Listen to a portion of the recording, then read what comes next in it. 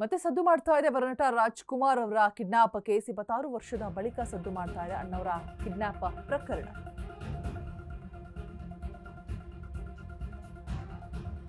ಇಪ್ಪತ್ತಾರು ವರ್ಷದ ಬಳಿಕ ಮತ್ತೆ ಮುನ್ನೆಲೆಗೆ ಬಂದಿರುವಂತಹ ಕಿಡ್ನಾಪ್ ಕೇಸ್. ಮದ್ರಾಸ್ ಹೈಕೋರ್ಟ್ನಲ್ಲಿ ರಾಜ್ಕುಮಾರ್ ಕಿಡ್ನಾಪ್ ಕೇಸ್ ವಿಚಾರಣೆ ಆಗಿರುವಂಥದ್ದು.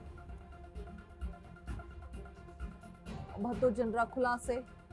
ದಳವಾಡಿ ಪೊಲೀಸರಿಗೆ ಮದ್ರಾಸ್ ಹೈಕೋರ್ಟ್ನಲ್ಲಿ ಹಿನ್ನಡೆಯಾಗಿದೆ.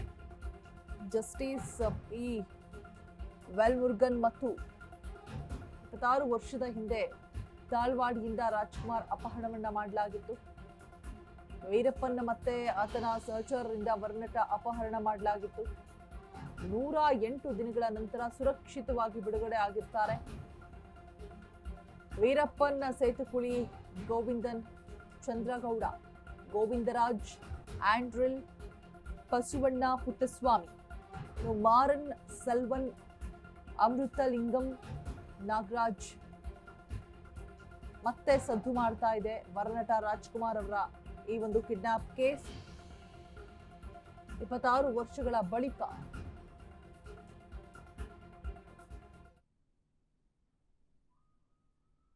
ವರನಟ ರಾಜ್ಕುಮಾರ್ ಕಿಡ್ನಾಪ್ ಮಾಡಿದಂತಹ ಕೇಸ್ ಇದೀಗ ಮತ್ತೆ ಮುನ್ನೆಲೆಗೆ ಬಂದಿರುವಂಥದ್ದು. ಮತ್ತೆ ಸದ್ದು ಮಾಡ್ತಾ ಇದೆ ಅಣ್ಣವರ ಕಿಡ್ನಾಪ್ ಪ್ರಕರಣ. ಮದ್ರಾಸ್ ಹೈಕೋರ್ಟ್ನಲ್ಲಿ ರಾಜ್ಕುಮಾರ್ ಅವರನ್ನ ಕಿಡ್ನಾಪ್ ಮಾಡಿದಂತಹ ಕೇಸ್ ವಿಚಾರಣೆ ನಡೀತಾ ಇರುವಂಥದ್ದು. ತಾಳವಾಡಿಯಿಂದ ರಾಜ್ಕುಮಾರ್ ಅವರನ್ನ ಅಪಹರಣ ಮಾಡಲಾಗಿತ್ತು. 108 ದಿನಗಳ ನಂತರ ಸುರಕ್ಷಿತವಾಗಿ ಇದೀಗ ವರನಟನನ್ನ ಬಿಡುಗಡೆ ಮಾಡಿದಂತಹ ಕೇಸ್.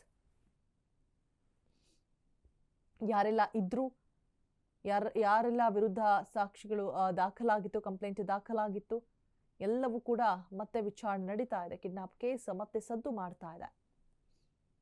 108 ದಿನಗಳ ಕಾಲ ವೀರಪ್ಪನ್ ಅಪಹರಣ ಮಾಡಿ ಬಂಧಿಸಿಟ್ಟು ಸುರಕ್ಷಿತವಾಗಿ ಮತ್ತೆ ಕರೆದುಕೊಂಡು ಬಿಟ್ಟಿದ್ರು.